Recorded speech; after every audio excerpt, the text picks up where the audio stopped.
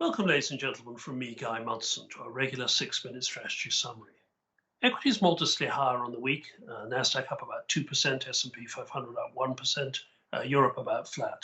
Not bad numbers when you consider the rocket-powered rally of the last 6 weeks. The real star, though, has been commodities. Copper hitting new highs, Brent crude touching almost $50, $49.70, up from just $40 a month or so ago. And gold bouncing strongly off that 1760 low, back up at 1840. In other words, investors seem to be looking through the current alarming surge in infections and hospitalization rates around the world to a post-vaccine Biden administration-led world that promises a V-shaped recovery in Q2, Q3 2021. We look at how realistic that is. We look at the distribution of demand between China and the US, UK and Europe. And finally, we'll just reflect on the last-minute Brexit negotiations, both sides waiting for last-minute concessions without either knowing when that last minute actually is. Let's jump to our first slide. Our reflation indicators are generally continuing to improve. The US 5-year forward inflation rate, that's inflation 5 years from now in the US, up at 194, that's a post-COVID high. That's supported by data from the ISM Prices Paid Index. That's from the most reputable of the US business surveys, suggesting that manufacturers are beginning to feel pricing pressures across the supply chain. That's being amplified by a weak dollar. At the low point for the year, the dollar index, the Dixie, down at 90.7, close to that symbolic 90 number. And despite that weak dollar, still US imports are very strong, the trade deficit running at around about 60 billion a month for the last 3 months, imparting a real global growth pulse to the rest of the world.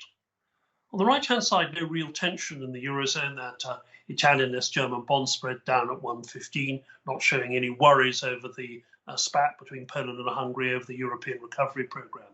And the German IFO index is creeping steadily higher, suggesting that global export demand is beginning to recover, particularly Asia-centric demand. Add to this reflationary picture continuing QE purchases and increasing QE purchases. You can see central bank balance sheets have ballooned. The ECB meeting on December the 10th is likely to actually amplify the duration and probably the volume of their emergency bond buying programs. The IMF urging them to go even further and possibly even cut their negative 0.5% interest rate further and introduce, as the Federal Reserve has done, a Main Street lending program that's going direct to companies with lending. I don't think that'll happen, but it's indication that central bankers are by no means exhausted. On the right-hand side, of course, we have at the same time vast fiscal programs being amplified by green commitments and commitments to carbon neutrality, which will require huge amounts of government-led spending. Put these together and it's a heady brew for financial assets worldwide. But the distribution of growth is not all that equal yet.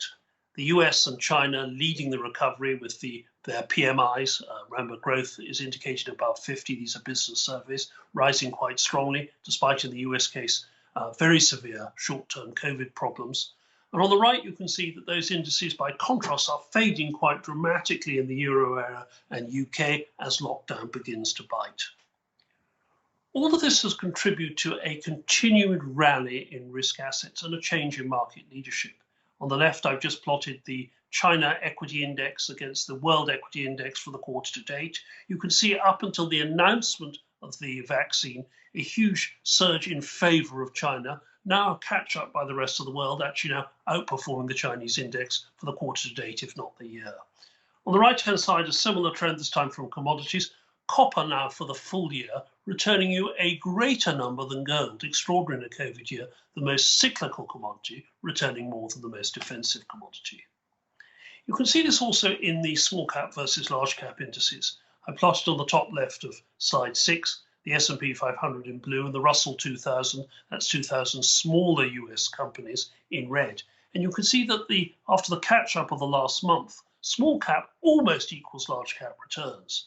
In the UK extraordinary, the MSCI UK smaller caps indices is now ahead of the FTSE 100. So small cap returns are actually better than the big cap index.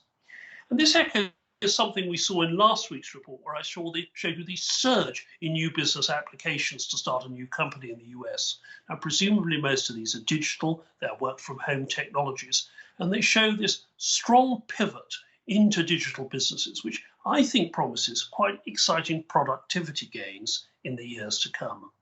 Well, one other factor dominates markets for UK investors, and that's, of course, the status of the Brexit negotiations. Each side waiting for a last-minute concession from the other without knowing what that last minute is. So timelines, deadlines continue to be broken. We probably expect Monday, Tuesday for some sort of real deal to emerge. Even going forward from there are a number of approvals at all levels in Europe and in the UK, so I fear it's a bumpy ride right up to the edge of the new year. It's not the deal so much that's important, it's a skinny, thin deal, as we all know, but the ability to build on it for a new relationship with Europe. And that's what's key to unlocking the underperformance of UK assets. You can see on the right of slide 7, UK equities have rallied, yes, in red, but still look at the massive underperformance of MSCI World Index since 2016, the date of the Brexit referendum.